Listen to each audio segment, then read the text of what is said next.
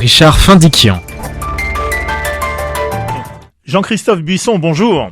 Bonjour. Vous êtes journaliste et écrivain, directeur adjoint du Figaro Magazine, présentateur de Historiquement Chaud sur la chaîne Histoire, spécialiste des Balkans et du monde slave auquel vous avez consacré de nombreux reportages et plusieurs livres. Vous publiez aujourd'hui aux éditions Perrin Le Noir et le Brun, une histoire illustrée du fascisme et du nazisme de 1919 à 1946. Un livre factuel, une chronologie commentée, ponctuée d'une vingtaine de portraits de personnalités culturelles, politiques et historiques, avec près de 200 illustrations, souvent inédites. Vous dites, Jean-Christophe Buisson, qu'à force d'employer le terme fasciste, on a fini par banaliser le fascisme et qu'en agissant de la sorte, en traitant quelqu'un de fasciste comme on le fait souvent aujourd'hui pour un oui, pour un non, l'on aboutit au contraire de ce qui est souhaité. Oui, c'est ce qu'il m'a semblé. C'est pas l'origine de mon projet. Je voulais vraiment, j'ai fait il y a quelques années un livre qui s'appelle Le siècle rouge où je racontais ce qu'était le totalitarisme rouge de la même façon sous une forme de chronologie illustrée et commentée, ce qu'était le totalitarisme au XXe siècle. Et j'ai voulu faire le pendant. Et avec ceci en plus, qui est paradoxal par rapport au communisme, c'est que le communisme a continué à se développer après 1945, notamment grâce à la participation très importante de l'armée rouge à la victoire contre le nazisme, alors que le fascisme et le nazisme sont non seulement morts en 1945 avec la mort de leur chef, puisque ce sont quand même deux idéologies qui sont énormément axées sur le culte quasiment divin du chef, mais qui en plus ont été condamnés unanimement par des procès, le procès de Tokyo et le procès de Nuremberg, qui ont abouti à la condamnation sans équivoque de ces idéologies-là, qui empêchent, à mon sens, leur résurrection. Alors bien entendu, il y a eu parfois des tentatives de répliques comme dans les pays d'Amérique du Sud, ou de copie, ou de nostalgie, ça je ne le nie pas. Il y a toujours des gens qui peuvent se réclamer du fascisme, mais il me semble que ce sont des idéologies qui ne peuvent plus gouverner, qui ne peuvent plus accéder au pouvoir. Et en revanche, le terme de fasciste est resté dans la terminologie disqualifiante d'un ennemi, d'un adversaire. Et moi, ça me posait un petit problème qui est de dire, mais si aujourd'hui, comme Mathilde Panot, la députée insoumise, laisse entendre que Emmanuel Macron est fasciste, si c'est ça le fascisme, après tout, Emmanuel Macron, c'est pas non plus si c'est ça le fascisme, c'est pas très grave. Or, c'est très grave, à mon sens, le fascisme. Donc, il fallait bien savoir de quoi il s'agissait, et pour le savoir, je voulais l'expliquer de façon très factuelle, en le commentant chronologiquement, en expliquant du début à la fin ce que ça a été, sur quoi il reposait, quelle était cette idéologie réelle. Et après, je dis aux gens, regardez ce que c'était, et comparez-le avec qui vous voulez aujourd'hui. Et si vous êtes honnête, vous reconnaîtrez qu'il n'y a pas grand rapport ni entre Macron et le fascisme, ni même entre Giorgia Meloni, qui vient d'être nommée première ministre justement, oui. Et le fascisme. Alors justement, à propos de Giorgia Meloni, est-ce que vous pourriez définir idéologiquement, elle vient juste d'être élue en Italie, à quoi vous pourriez attribuer son succès? Et est-ce que c'est une fasciste?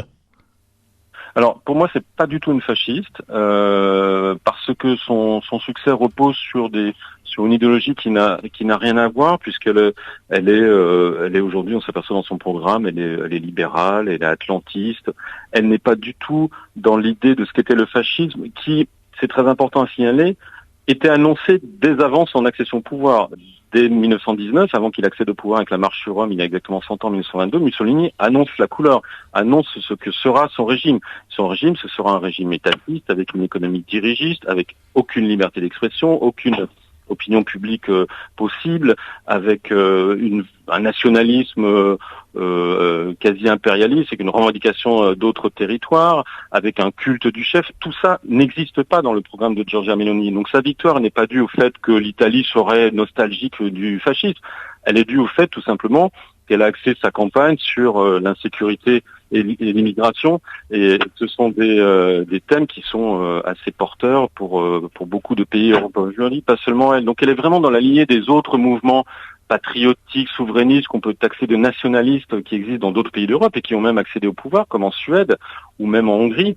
Mais traiter ça de fascisme, c'est faire une erreur à mon avis, et c'est mal les combattre si on souhaite les combattre, parce qu'on ne les combat pas sur les bons thèmes.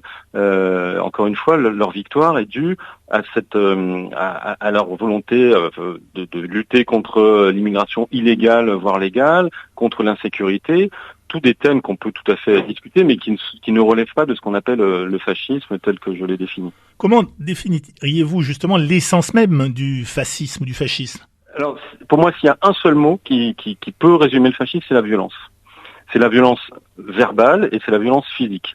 C'est la violence, pourquoi ? Parce que le fascisme, s'il est né en 1919, ça n'est pas un hasard, c'est qu'il naît après une guerre qui a été d'une violence inédite dans l'histoire du monde. Jamais un conflit mondial n'a pris cette ampleur de violence quasiment industrielle. Et la société italienne, comme la société allemande ou la société française d'ailleurs, du lendemain de la Première Guerre mondiale, est imprégnée de cette violence, avec évidemment le côté négatif qui a fait des millions de morts. Et puis, il y a toute une génération qui, d'une certaine manière, a appris des valeurs de sacrifice, de solidarité, d'entraide dues à cette violence et qui est un petit peu orpheline de ces moments d'émotions très très fortes dans une société qui tente de revivre, de se reconstruire avec un système libéral mais qui a montré ses limites parce qu'il n'a pas pu empêcher que cette guerre ait lieu. Et donc il y a une population qui est imprégnée de cette violence, qui a face à elle une violence qui est celle des communistes qui essayent de prendre le pouvoir sur le modèle de la révolution russe de 1917 qui a été très violente. Il y a d'ailleurs une guerre civile en Russie à ce moment-là. Et donc c'est une société qui est très violente. Et ce qu'apporte Mussolini, qui est une formation de socialiste révolutionnaire, donc un certain culte de la violence, c'est de dire la société sort d'une époque violente, nous sommes dans une époque violente, nous avons face à nous des adversaires violents, il faut accéder par la violence au pouvoir. Les urnes, il a quelques députés, ça ne suffit pas, donc il faut accéder au pouvoir par la rue, par la violence, et cette violence, il va la maintenir pendant 20 ans quand il sera au pouvoir, et ceux qui vont le copier, à commencer par Hitler, mais aussi de nombreux mouvements dans de nombreux pays, c'est ce que je montre dans le livre, parce que le fascisme a essaimé aussi bien en Asie du Sud-Est, en Thaïlande, au Japon, en Chine, ou en Inde, qu'en Amérique du Sud, qu'en Amérique du Nord, et qu'au Moyen-Orient, et évidemment en Europe. Donc c'est cette violence qui est à la base du fascisme pour moi, et d'ailleurs il ne pouvait mourir comme il est mort que dans une violence extrême qui est quasiment apocalyptique, qui sont la destruction par l'arme atomique de la capitale du Japon et par les chars de l'armée rouge et les Katyushka de la ville de Berlin, de la capitale de ce nazisme qu'on abat. Alors dans votre ouvrage, vous dressez les portraits de grands chefs des mouvements ou des États fascistes ou fascisants européens, ainsi que des portraits d'intellectuels ou d'artistes qui ont accompagné les régimes totalitaires italiens ou allemands, comme celui de Margherita Sarfatti, issue de la grande bourgeoisie juive vénitienne, qui fut la maîtresse et la directrice de la communication et, dirait-on aujourd'hui, la coach du Duce Benito Mussolini. Exactement, ça c'est un phénomène sur lequel j'ai voulu appuyer. D'abord, on présente souvent le fascisme et ses épigones comme quelque chose de très masculin, voire de masculiniste. Oui. C'est pour montrer que les femmes ont joué un rôle dans le développement et le pouvoir fasciste ou nazi. Et en particulier, cette femme m'intéressait parce qu'effectivement, le fascisme, après 1938, lorsqu'il s'aligne sur Hitler, promulgue des lois antisémites qui ne sont pas tellement dans sa nature, même pas du tout. Il n'y a pas du tout d'antisémitisme dans le fascisme originel, mais à partir du moment où Mussolini s'aligne sur Hitler, il intègre cet antisémitisme qui n'a rien à voir. Mais les 20 années précédentes, effectivement, il était sous l'influence de cette grande femme juive qui s'appelle Margherita Sarfatti. Et j'insistais sur ce portrait pour montrer que l'histoire n'est jamais noire ou blanche. Il y a vraiment des zones de nuances qu'il faut, il me semble, cultiver. De la même façon que je trouve qu'elle traitait quelqu'un de fasciste est ridicule aujourd'hui parce qu'il est un peu définitif et il n'y a pas de nuances.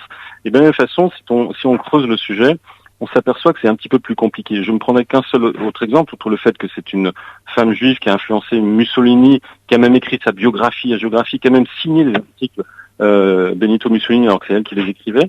De la même façon, dans les années 20, en France, pour prendre le cas de la France, il y a un parti fasciste, le premier parti fasciste tel quel, affirmé comme tel qui est créé, s'appelle le Faisceau. Il est fondé par un homme qui s'appelle Georges Valois. Eh bien cet homme, Georges Valois, le Faisceau va durer 3 ans et puis va s'éteindre. Il est financé par l'Italie mussolinienne, il se dit vraiment fasciste, il se bat dans la rue contre les communistes. Eh bien ce fondateur du Faisceau, Georges Valois, finira dans la résistance, arrêté par la Gestapo, déporté et mort en camp de concentration. Et à contrario, vous avez un des grands chefs du Parti communiste français dans les années 20 qui s'appelle Jacques Doriot, qui lui finira par créer un parti fasciste à la fin des années 30 et sombrera dans la collaboration la pire dans la Seconde Guerre mondiale. Donc vous voyez comment un communiste peut devenir fasciste et un fasciste peut devenir un résistant. Tout ça pour dire que ça n'est pas si simple. Il ne faut pas résumer ce qu'on sait aujourd'hui du fascisme avec l'idée que c'est absolument le mal absolu et tous les gens qui ont participé de près ou de loin à ce mouvement étaient forcément des monstres.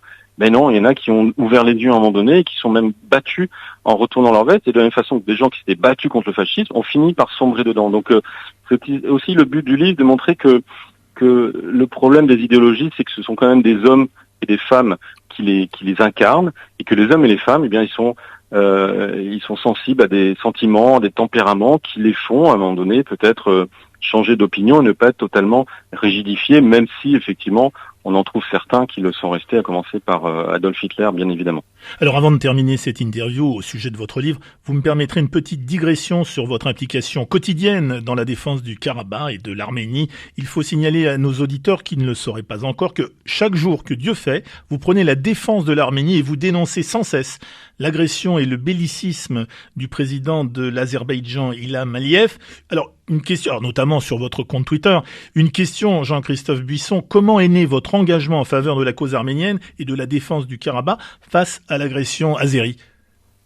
Je crois tout simplement par un sentiment qu'il y avait une profonde injustice du monde entier sur ce qui se passait dans cette région. Il se trouve que c'est une région que j'ai un petit peu arpenté Oui. lors de reportages, et que je me suis intéressé à son histoire, à sa civilisation, sa géographie, et surtout aux hommes et aux femmes qui l'habitent, et que lorsque la guerre d'Artsakh a éclaté, j'ai trouvé profondément injuste de voir un pays peuplé de gens, à mon sens, pacifiques, qui n'ont aucune revendication territoriale, aucune revendication impérialiste, se faire écraser sous des bombes et sous des armes la plupart du temps interdites par un pays voisin qui, lui, et il me semble, et pas il me semble, là, du coup j'ai eu la confirmation, vraiment irrigué par un pur racisme anti-arménien qui ne relève même pas de la haine du christianisme, puisque l'Arménie est un pays très chrétien, mais on ne veut pas des Arméniens, on veut qu'ils disparaissent de la surface de la terre.